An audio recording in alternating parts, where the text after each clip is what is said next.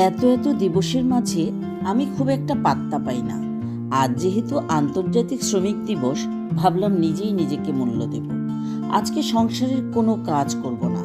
রান্নাটা আগের দিনই সেরে রেখেছিলাম। সকালে নিশ্চিন্তে ঘুমাচ্ছি।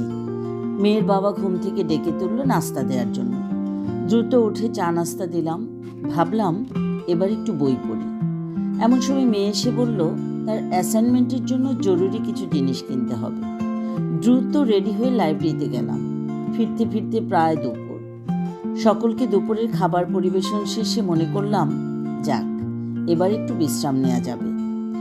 কিছুক্ষণ পরেই কলিং বেলের শব্দ। দেখি প্রতিবেশী ভাবিরা এসেছেন আড্ডা দিতে। তাদেরকে বসিয়ে নাস্তার ব্যবস্থা করলাম। টুকিটাকি কাজে সন্ধ্যা পেরিয়ে যাচ্ছে। মনে মনে ভাবছি, হায় হায়, ছুটি কখন নেব? দিন তো শেষ হয়ে যাচ্ছে। ভাবলাম চা খেতে খেতে একটু বিশ্রাম করে নেই। হঠাৎ বলা নেই কওয়া নেই ফ্রিজটা নষ্ট হয়ে গেল। এবার ঠেলা সামলাও।